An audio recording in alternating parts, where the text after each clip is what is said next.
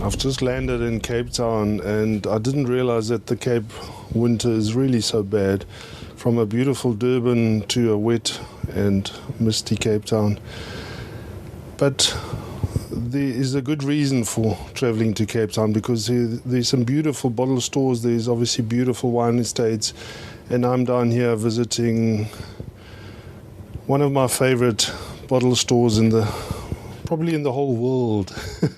And I always threaten that I threaten the owner if he must tell his children to come back, otherwise I'm going to take over his bottle store. And I want you to welcome Tony da Costa. Thank you, Olga. Welcome, Tony. It's wonderful to be here. It's really what you've done here is a wonderful thing, but it hasn't always been like this. I think it started with 30 square meters, you say. Yeah, that's right. When I sold my previous business, which was in the plastics, I decided to go into property. But I've been dabbling in property all my life. And I bought this property in Claremont, which was very neglected. And there was a tiny little bottle store of plus minus 30 square meters. And I thought, well, let me try the liquor trade once again, as I had been in liquor trade years ago. But I thought I wanted to do something different, not a normal type of bottle store. I thought, let me go into wine and all the crafty stuff. So I saw a gap in the market. Even then? Yeah. From the beginning? From the beginning, I said, I want to do something different. There were a couple of guys that had started in the craft business. This is 7 years ago. Okay. And I thought, let me... It feels much longer than that. No, I've only been here 7 years. Okay. Before you tell us the story, before that you were on the East Rand, like most good da Costas. No. No. I was exported to Cape Town 20 years ago. Ah. And I got involved. That's when I sold my shoe business. I sold that to Saf Shoe, to a big shoe company. And I thought, let me go to the Cape. And I started Plastic Warehouse. Well, I bought a little shop. And I opened about 14 shops throughout the country. Wow. And then I sold that company. And, well, I didn't really sell the company. I sold my shares. There were other partners involved. And that's when I got involved in this little property. It seems like most bottle store owners in Joburg are either involved in plastic or in bottle stores or both.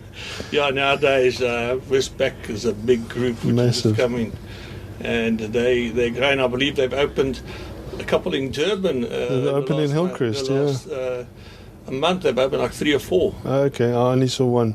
So they're very big. But the company I was involved, they're big in the Western Cape. Okay.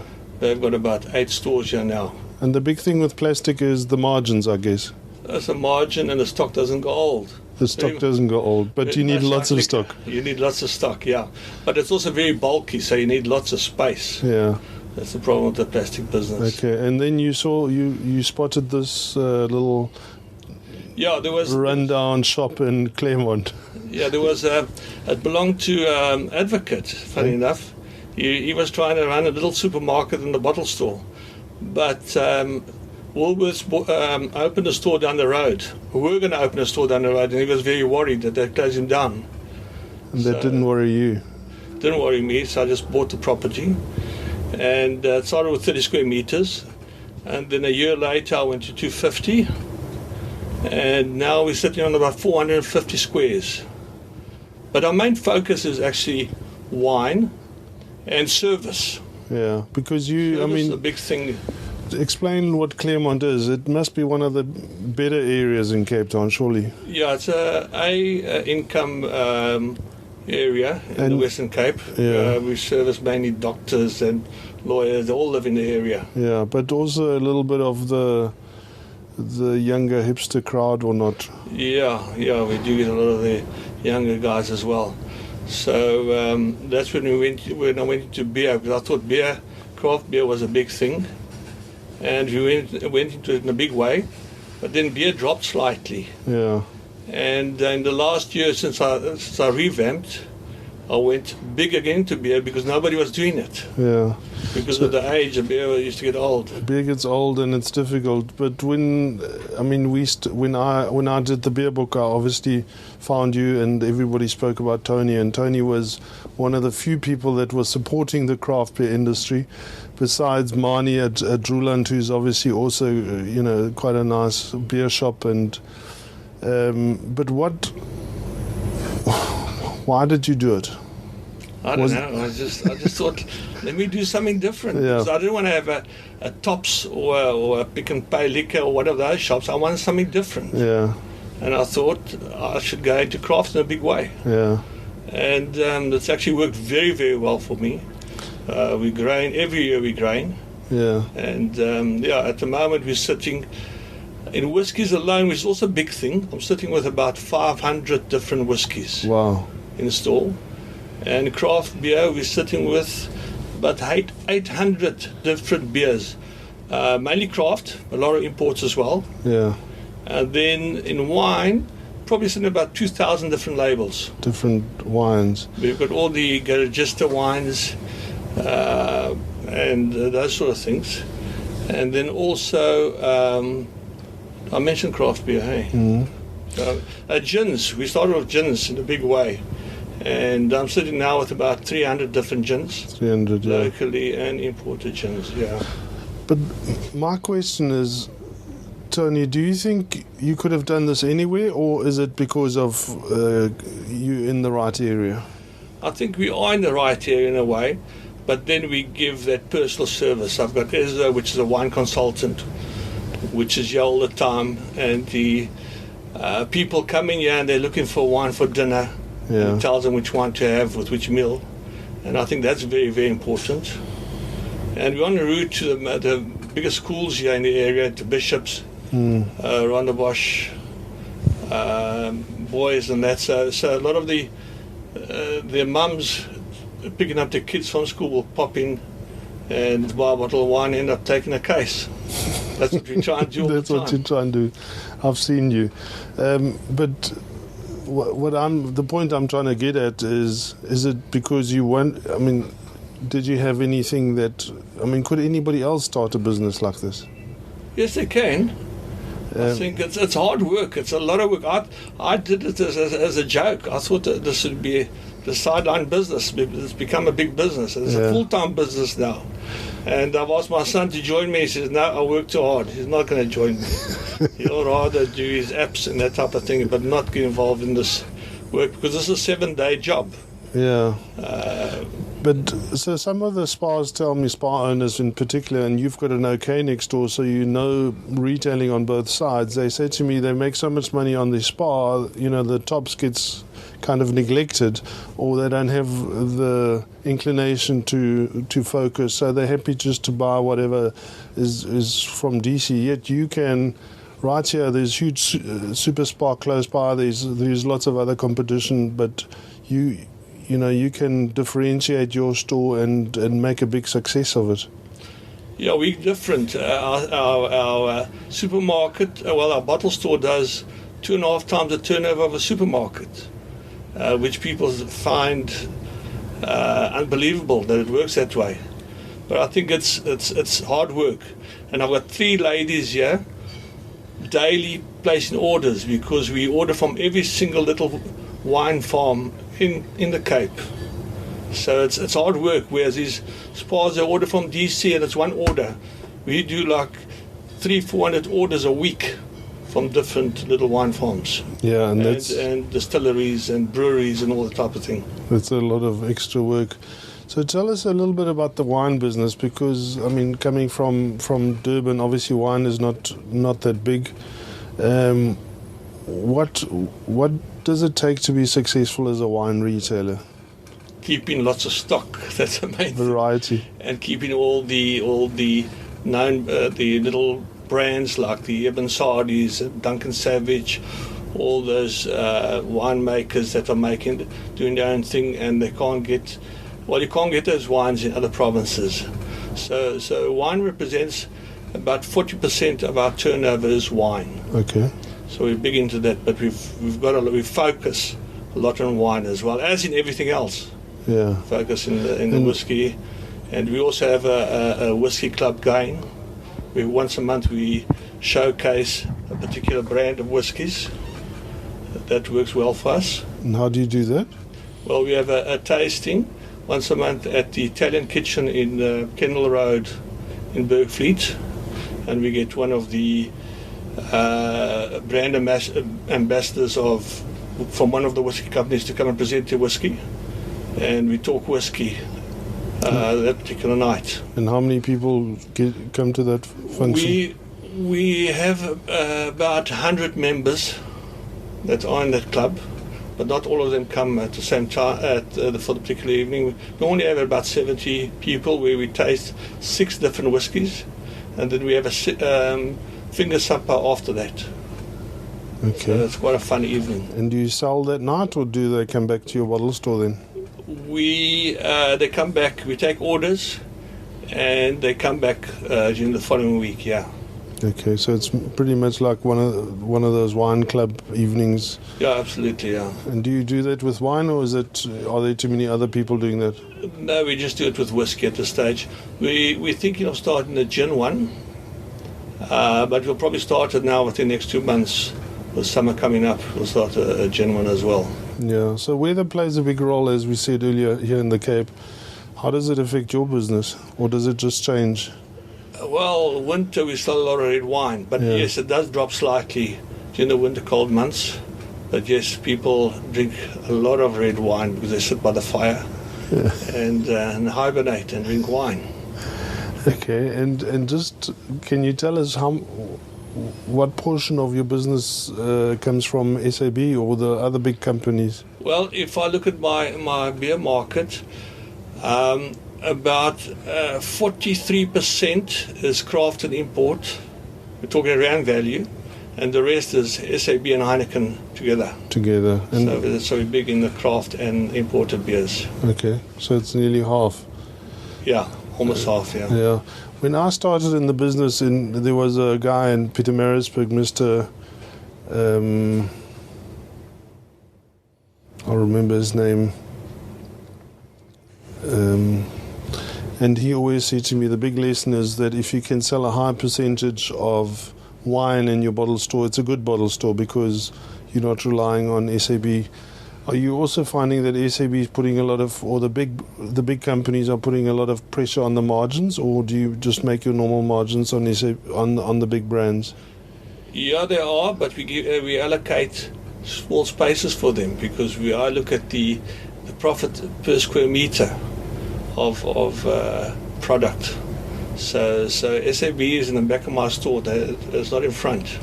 SAB and Heineken. I focus on mainly craft. Yeah. And in the craft beer, what is doing well? Is it local or is it from all over the country? Mainly local. Devil's Peak, Darling, what else is there? A couple other guys. That's mainly local. Minus Breweries does quite well, yeah. People come from all over to our store because we are known to have the biggest range of any alcohol products in the Western Cape. Yeah. And I'm sure Holger will agree with that. I do agree with that. And do you get a chance to travel to Joburg and other parts of the country? Yeah, I do. I go often up to Joburg because I've got a son and granddaughters there, so I often go up to Joburg. And do you get a chance to visit the trade or not really? Yeah, I do, but they're different. Cape Town is different. I mean, but this particular area, I mean, Claremont is different. I mean, people come in here and say, wow, they could never sell this in any other store. They couldn't have the store in say, Boksburg or wherever. It's just that we've just got the right area, and we've got the right clientele, and we've got the right service. It's all about service, I think. The main thing nowadays is service. Because people want service. And if you can give that, you're doing very well. Yeah, so my mission is really to show, I guess, the other retailers that it's not... They say you're lucky you're in Claremont, or they say Mike is in Hillcrest, but that's not really what it's about. People will travel if you offer a good service and a good selection. Absolutely, you need to have to give a good service, and selection is very, very important. And I'm fortunate enough, I grew from a very low base, and I'm sitting now with a lot of stock. And that's what people want to see. They want to see stock, and they want to see selection. Yeah. And they want to see service. That's what I drum on my staff. Service, service, service. And tell me, you're not scared of the chain stores like everybody else? No, I've never been scared of the chain stores. I've never, ever been scared of any chain store. They can open down the road. They can do their thing. It's just going to be... people want to relate to a person, I believe. I mean, I'm here in-house a lot of time. And I've got my people that are here in-house all the time. And we customer's king. That's our main thing as well. And what I also see is that you're investing in people. You're not scared to, like you said, you've got a guy that's dedicated to the beer. There's a guy that's dedicated to wine. Where I see a lot of especially the chain stores, only have tellers in their store. Does that make a big difference? Absolutely. I mean, people, like I've said a couple of times, people want service. And they want to greet you, and they want people to help them, whatever they want to buy. Yeah. I did some training for a few top stores in Pinetown recently, and Pinetown is not the best part of Durban, but and the training was really a lot with the merchandisers and the tellers, and I think we sometimes assume that everybody knows, but the one guy said to me, "Is all wine made from grapes?" And so I think you obviously invest time in training your people, and they understand what the business is all about, and are there opportunities here to learn more about the different beers, or how do you do that? No, we when a new beer comes in, I make sure that our guys are present, and the brewer must explain to him how the beer is made, talk the whole beer thing to him so he understands. The same applies to wine, and we get our staff, even our tellers, know our product. We train. We have a meeting once a week where we talk about the shop and what's happening and where we're growing, where we want to grow, and that type of thing. So all our staff know exactly what's happening in the store, and most of them will know where the wines are, what the wines are about. I think that's also very important. Yeah. When we met, it was, craft beer was booming, and it was 5 or 6 years ago, and you were one of the big destinations. But then it died off a little bit, but you're back with beer now. Yeah, I thought because all the groups are taking the craft beers out of their stalls, I thought, let me change this. And when I changed my entrances, I focused on craft beer. So as you walk into my store, you'll see all the new craft beers. That's my main focus. And it's been growing. I've changed this in the beginning of the year, and we're growing like 20% on a monthly basis with craft beer. Okay. So craft beer is becoming big again. It did. There was a time when it dropped, but now it's... Because everybody tried to do it. So it's not easy to copy what you're doing on the beer side, I guess. No, because you have to turn the beer over. And what happens if you don't? Do you just sell it out at a discount? Sell it out. Yeah. Give it to staff. Yeah. Before it expires. Yeah. And imported beer, how does that work for you? We do very well with German beers and Austrian beers. They do very well. And obviously the Belgians, I see a lot of Belgians there. Yeah, a lot of Belgian beer, yeah. That does very well. Yeah. Okay, and then I see the new thing is the cans. Yeah. Tell us a little bit about the canned beer. Yeah, the cans are working very, very well because of the artwork on the actual can. Each little can tells a story, so people are going for the cans, and that's working very, very well. We've got old, what's his name? Rob Haynes. Rob Haynes behind it. Yeah. And he's canning all these beers. He's going to all these little breweries and he's canning the beers. And it's actually working very, very well. And is the shelf life better or is it the same? I think it's about the same. Okay. doesn't get a chance to get old in the shop. It moves. I get my guys to push it. Yeah, push it. It just looks like a recipe that could be duplicated. I mean, if you take just the cans, it should be something that other bottle stores could try. Yes, I think because of the artwork on the cans, it looks very funky and it can work. I'm sure it can work. Yeah. It's working for me. So guys out there must try and see what happens. Yeah. Okay, and the whiskey, is it, because, and I'll tell you why, because if I go into Macro, I mean, Macro can obviously afford everything and they've got good terms and everything. How does one compete with Macro on whiskey? Well, I've got a selection. I've got a bigger selection than Macro, I think. Yeah. And again, I've got a couple of boutique whiskies, which Macro won't have. And but they could get them because it doesn't expire. Yeah, they could get them, but then I know my whiskey. I know what's a peated whiskey, unpeated whiskey, where it comes from. I can talk whiskey. Okay. So we can talk about the whiskey, and that's what customers want. I mean, when you go to Macro, you get all these whiskies, and you don't know what's peated, what's a single malt, what's whatever, and that's what works for us. People come, or they want an aged whiskey. We've got whiskies. We have 50-year-old whiskies, all the way from 3-year to 50-year-old whiskies. And even the same with port. We've got even ports of 40-year-old ports. See, you've got a 40-year-old port. Tell us about it.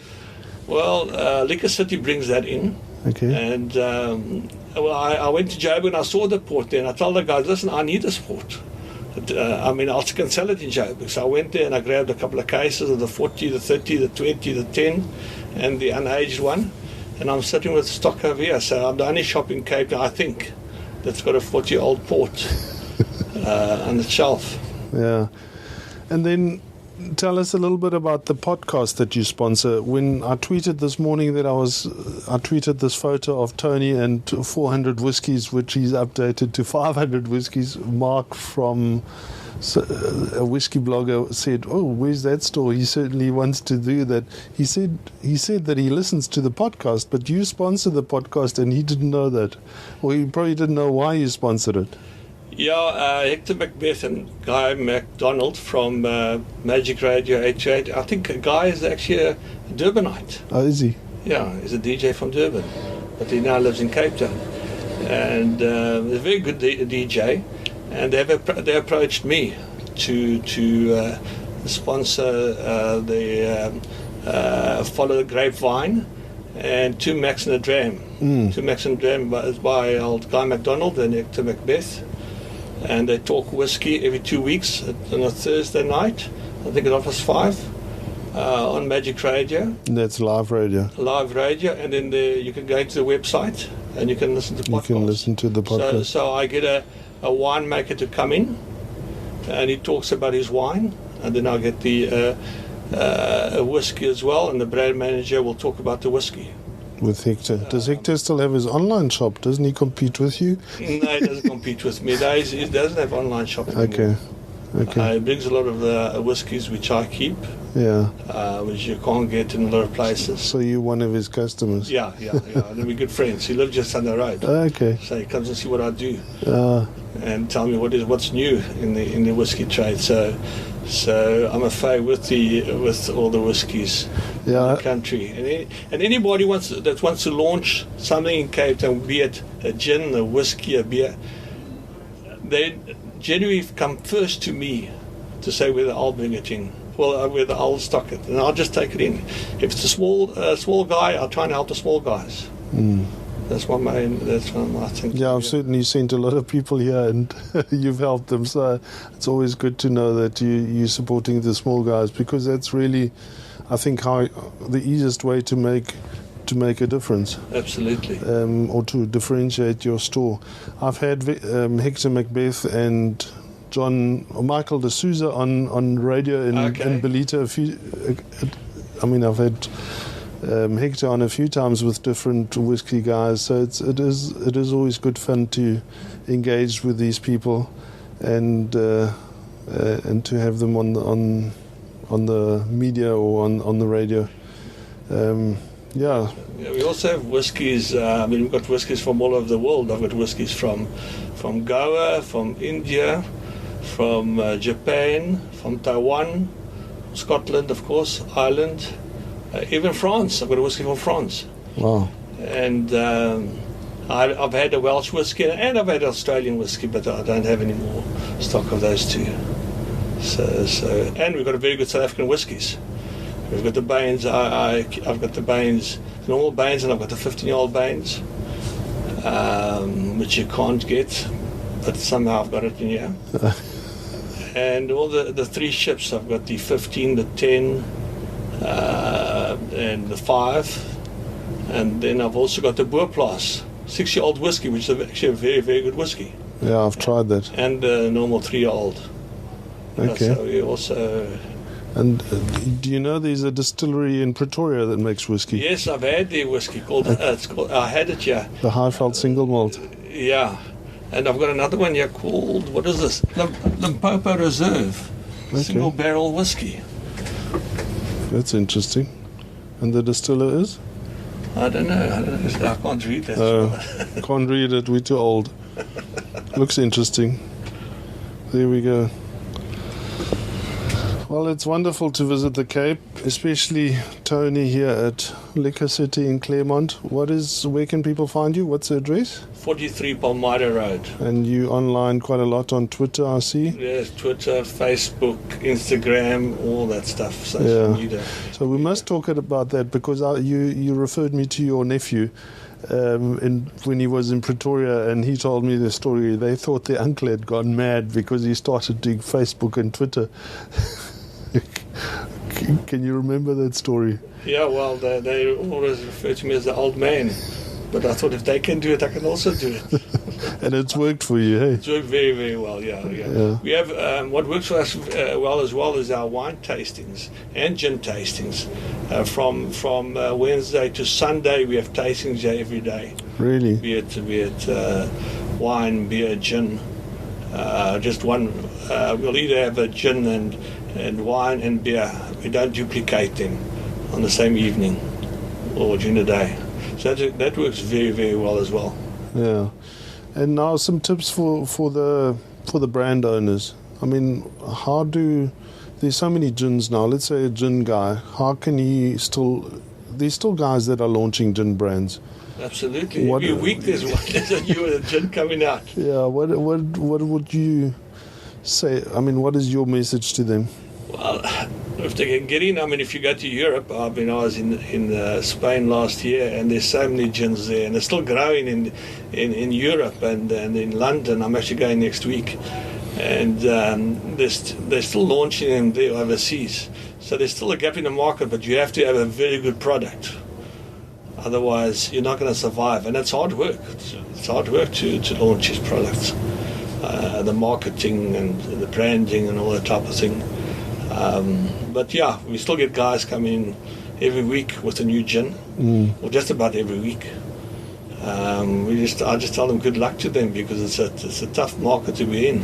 It is tough, and it's tough to differentiate. I mean, there's some nice packaging, but now everybody's in nice packaging, so even the nice packaging doesn't make it stand out again. Talking brandy a little bit, does brandy still work here? No, we're not a brandy store. Pot still, yes. Yeah. The pot still old. Simone Musgrave, she's launched the pot still. Is it selling? It's a little bit slow, and so is the Six Dogs. They've also got brandy. It's a bit slow. We're not really a brandy store. We'll sell pot still, but brandy I can't sell here. They must go northern suburbs or to Spas to buy Richelieu and Klipdrift. Yeah. When I was the last time when I was at Blauklippen, the 333 guys were still based at Blauklippen, and they'd made a little brandy room with all the little pot still brandies, and I guess you keep all of those. Yeah, but they've moved. That's moved on. It's been they've sold. moved out. Yeah, they've moved out. That's the what's his name? The German guy from 333. Yeah, Rolf Zeitvogel. Yeah, Rolf. Yeah, he's moved out of Blauklippen, and he's doing his own thing. Yeah. But I mean, do you keep all those brandies that they would have stocked there? I keep anything. If it sells, if it's in the market, I go for it. Well, I first look at the label, and I try and taste a lot of the stuff. But yeah, I want to have the biggest range of everything that's alcohol. Yeah. In the Western Cape. So there you have it. I think Tony wants to have the biggest range of alcohol in the country. I don't have a big enough store though.